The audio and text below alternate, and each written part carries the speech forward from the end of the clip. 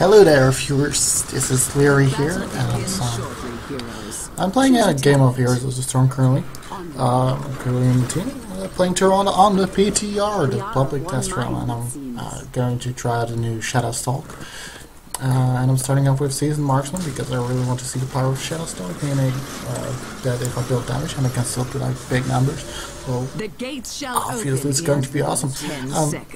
Few of you may wonder what shadowstalk has been changed by, but the outpost before that, it revealed your enemies and stealthed all your allies for a total of 8 seconds, and they removed the reveal all enemies part, and they instead made the stealth all enemy or stealth all allies also apply a heal over time, and at the end of the duration a really strong burst heal.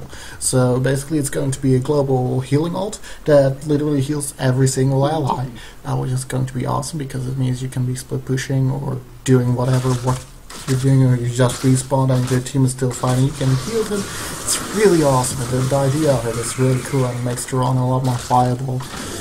So I'm going to be speccing for that. You know, we're going to start off quite peacefully in the early game, just poking a little bit faster and such. What I also want to talk about is I've not been uploading videos for a long time.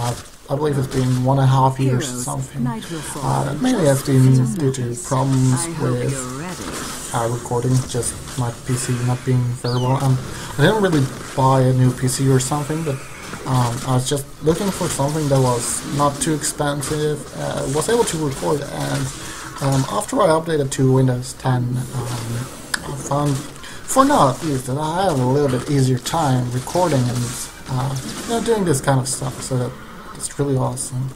Means I'm going to be uploading videos again pretty regularly, hopefully. I mean, I'm still studying math, so you know, quite intense. I still have a lot to do.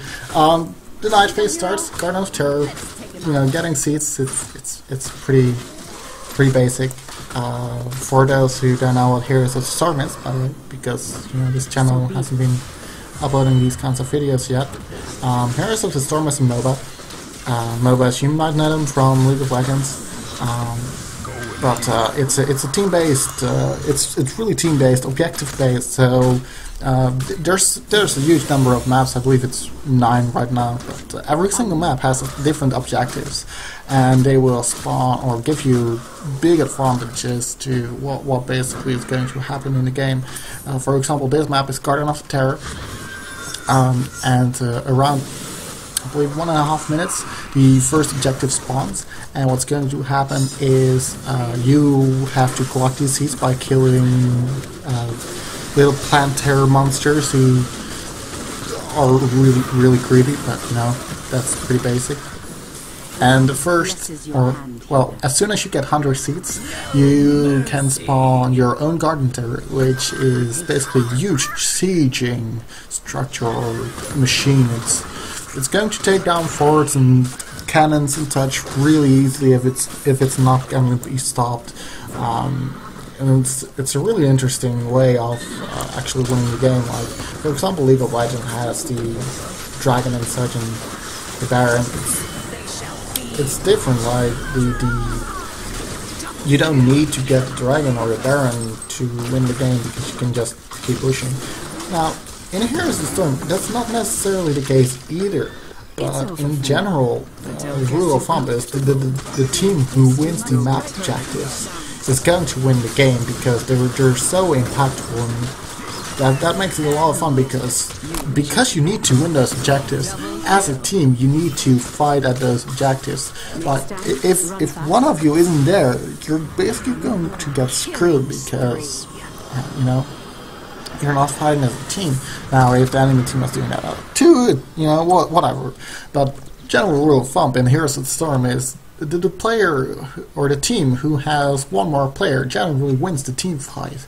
Now, in League of Legends, though, that's generally the case too. But if you're fed enough, it doesn't really matter anymore. In Heroes of the Storm, you don't have items, you don't have gold, you just have experience, and you know, change your builds depending on the talents you choose at these set levels of experience.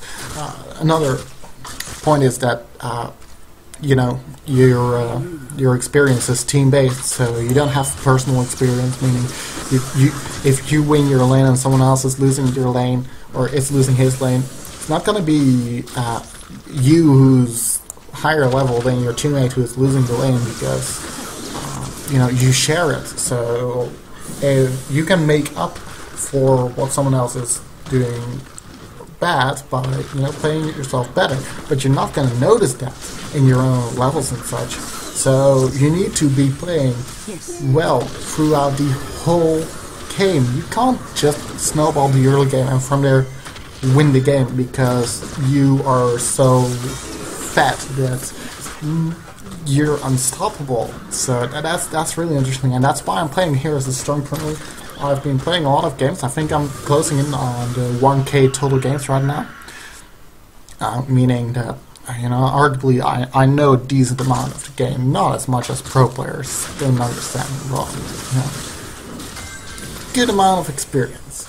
So, Tyrande is a hero who is classified as support, and before the PTR, or before the changes he's going through right now, she wasn't really able to heal as much as a main support would be able to. So, you know, she had a little bit of problems with, you know, not doing anything too well apart from picking off targets extremely well because of her trait. So Tyrande, her Q basically heals an ally and heals herself for about half that amount. It's a decent amount. It's an extremely big burst, but you know, for what a normal healer like Ufer or well any healer basically could do, it's not really that impactful.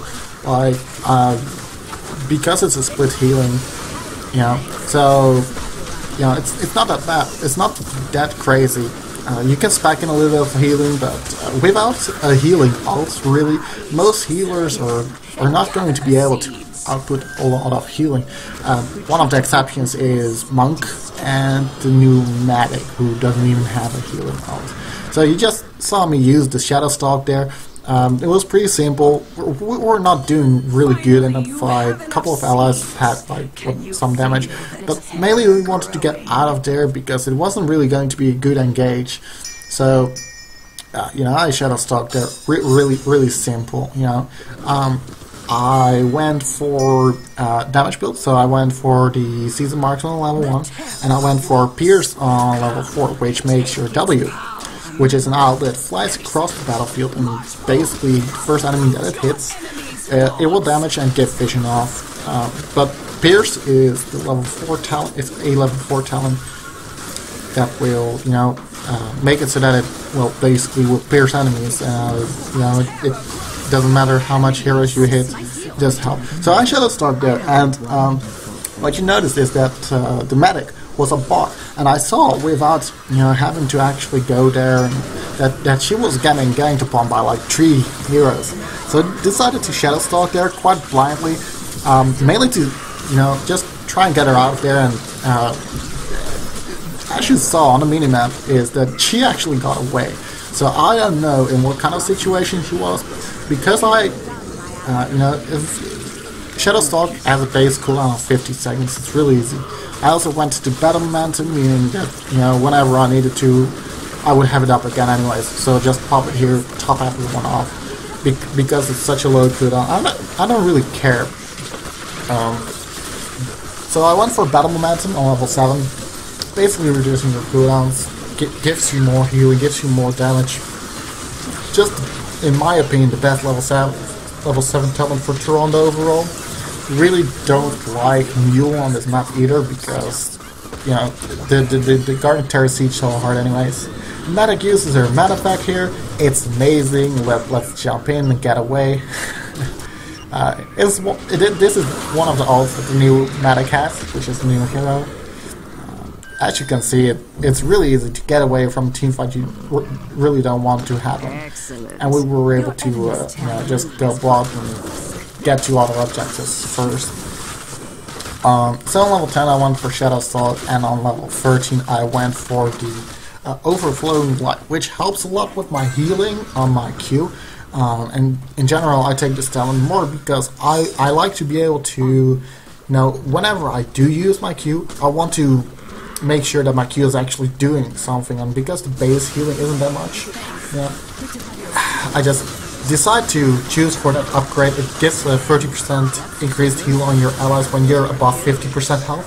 As Tyrande, you shouldn't really be below 50% health, otherwise you're dead. So shadowstalk there,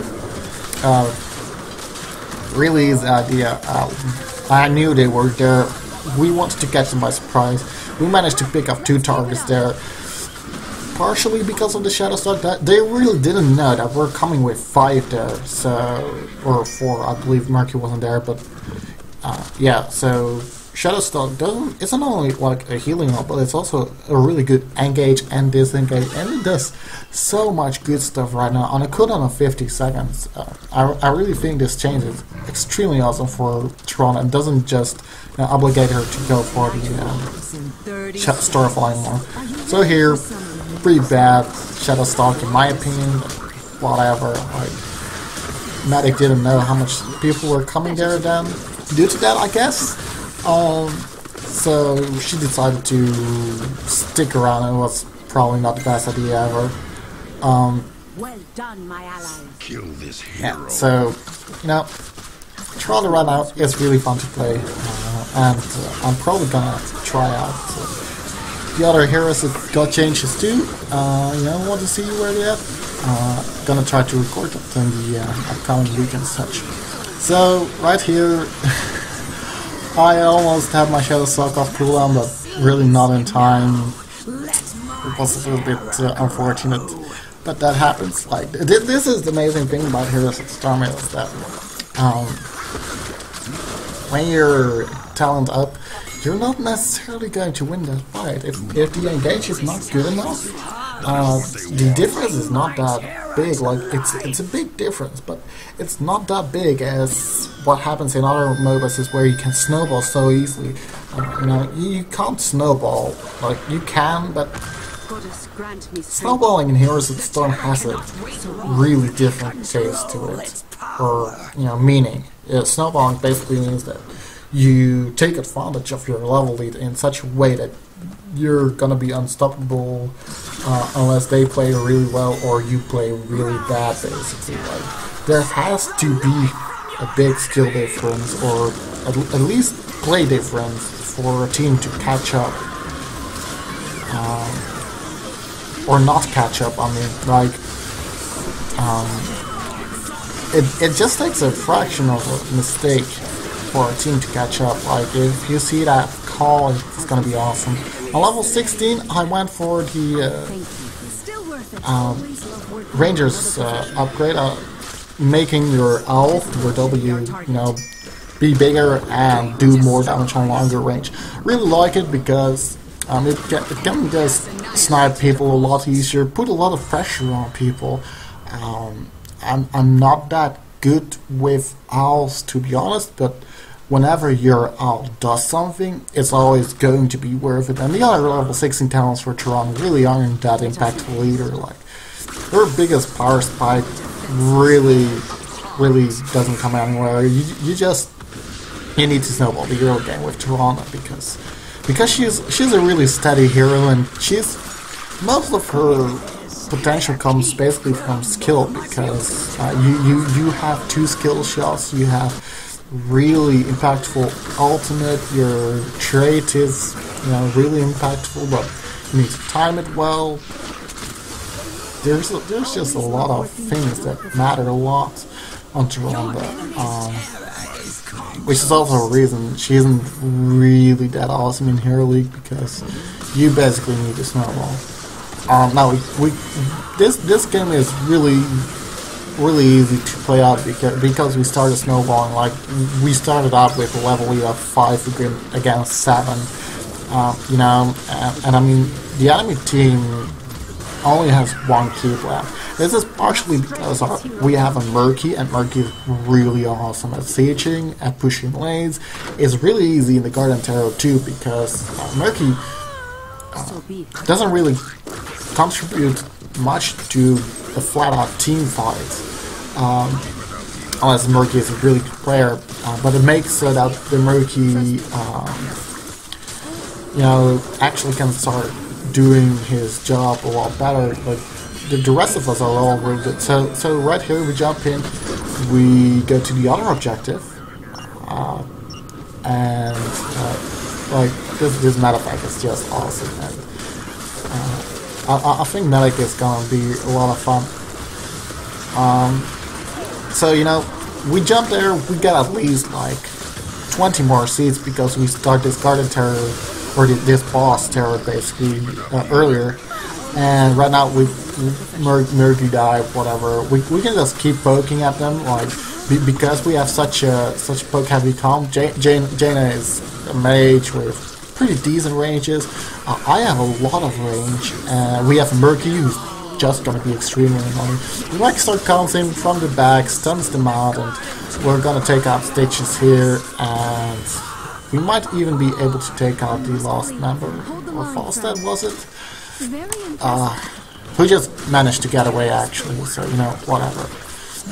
But yeah, so spamming Shadowstalk is really not going to be bad because it's on an approximate cooldown of like 30 seconds when you use your battle momentum properly, especially once you get Nexus Frenzy, which I pick up here.